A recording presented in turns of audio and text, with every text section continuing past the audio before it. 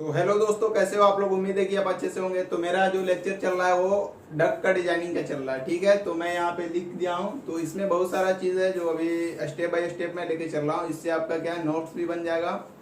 तो नोट्स को मैं पूरा आपको मेंटेन करके लेके चल रहा हूँ। आप इसको नोट्स भी बना सकते हो। बहुत अच्छा चीज़ मैं स्टेप बाय स्टेप लेके चल रहा हूँ। तो चलिए, अगर आप नए हो तो वीडियो को लाइक और सब्सक्राइब करना नहीं भूलें। तो चलिए मैं वीडियो को स्टार्ट करता हूँ। यहाँ पे मैं लिख दिया हूँ रिकमेंडेड नॉइज लेवल का। तो नॉइज लेवल का ही चल रहा था अभी। इसके बाद जस्ट जो है अब वो आपका डक का डिजाइनिंग का चलेगा। तो ये स्टेप बाय स्टेप है, ये सब समझना आपको बहुत ज़रूरी है दोस्त। क्योंकि होता क्या है कि आप डायरेक्ट अगर वहाँ पे जाओगे तो बहुत सारा चीज़ आपको फिर समझ में नहीं आएगा। तो इसलिए मैं आपको स्टेप बाय स्टेप लेकर चल रहा हूँ। तो चलिए वीडियो को स्टार्ट करता हूँ।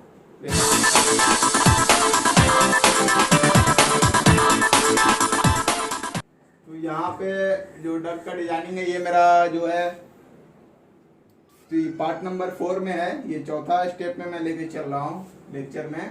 तो देखो, एचडीएससी का कोर्स मैं इसमें फ्री में ही करा रहा हूँ दोस्त।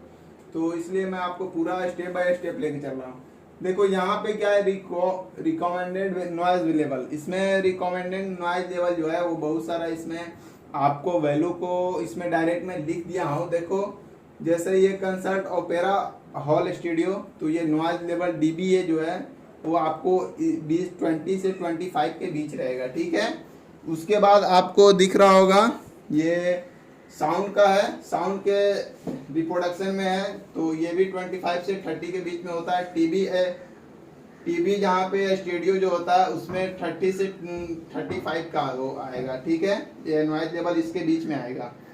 तो ये इससे अगर आपका बाहर जो अगर वैल्यू आप पुट करते हो तो गलत हो जाएगा, इसलिए मैं ये वैल्यू आपको पूरा लिख दे रहा हूँ। लॉविस के लिए, लॉविस क्लासरूम और ये लाइब्रेरी के लिए ये 30 से 40 के बीच में आता है डीबीए नॉइज लेवल। तो ये आपको कुछ स्टेप है जो याद रख लोगे तो और अच्छा रहेगा दोस्त। क्योंकि इसमें, और नहीं तो आप लिख भी लो, बहुत सारा इसमें स्टेप है। देखो रेस्टोरेंट के लिए, जैसे रेस्टोरेंट के अंदर जो है वो जो आपका नॉइज लेवल है, नॉइज लेवल मैं पहले भी लेक्चर में मैं बता दिया हूँ, तो वहाँ पे आप जाकर देख सकते हो। तो यहाँ पे मैं रेस्टोरेंट के लिए 30 से 50 आ गया, ये 40 से 50 है। उसके बाद सुपर मटेरियल स्टोर, कोई सा भी स्टोर है उसके लिए 30 से 50 के बीच आएगा। यहाँ पे होटल इंडस्ट्रियल रूम के लिए 30 से 40 आ जाएगा, ठीक है। कॉन्फ्रेंस रूम के लिए जो है वो 25 से 30। यहाँ पे लॉबीज में क्लासरूम और होटल ये जितने भी हैं ये सब सर्विस के अंदर आ जाएंगे। कॉन्फ्रेंस रूम में 25 से 30 के बीच में आएगा।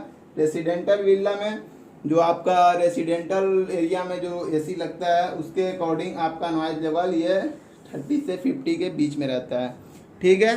तो ये आपको समझ में आ गया होगा। तो यहाँ पे मैं अब लेकर चलता हूँ। यहाँ पे देखो एक चीज़ और निकालना होता है दोस्त, इसमें बहुत इम्पोर्टेंट है।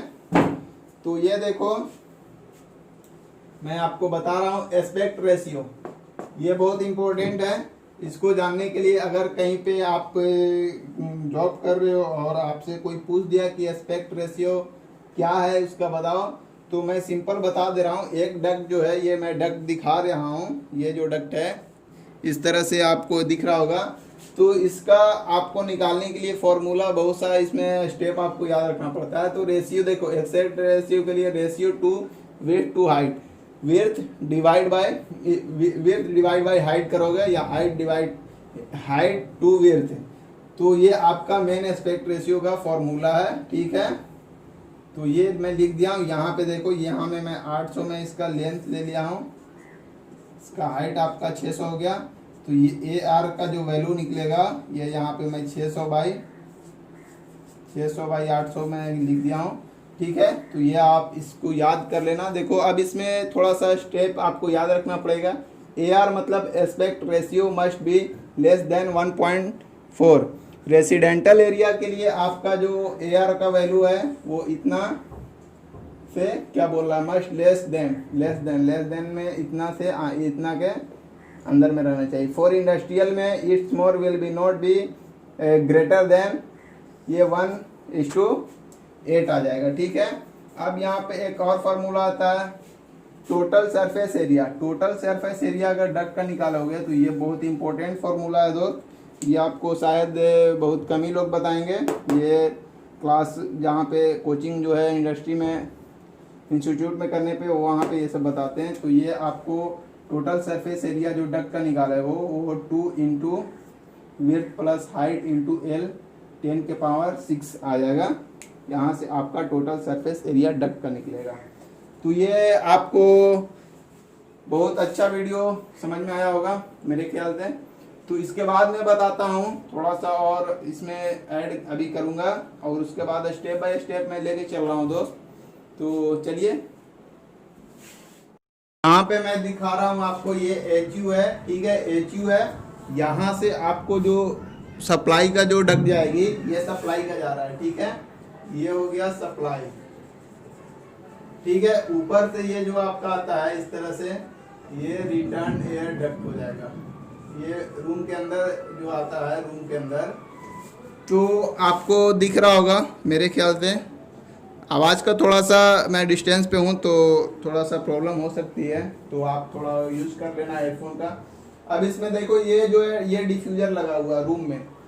आपको एक रूम है या आपका हॉल है उसमें डिफ्यूज़र लगा हुआ है। इस डिफ्यूज़र में ये जो है यहाँ पे मैं 700 CFM जो है वो आपका HU दे रहा है। तो यहाँ पे मैं इस तरह से आपको 1 2 3 ये स्टेप बाय स्टेप जो जहाँ पे आपका जो आपका पॉइंट है वो मैं इंडिकेट कर दिया हूँ। ये देखो 3 4 5 6 7 8 9 10 11 12 13 14 15 16, ठीक है।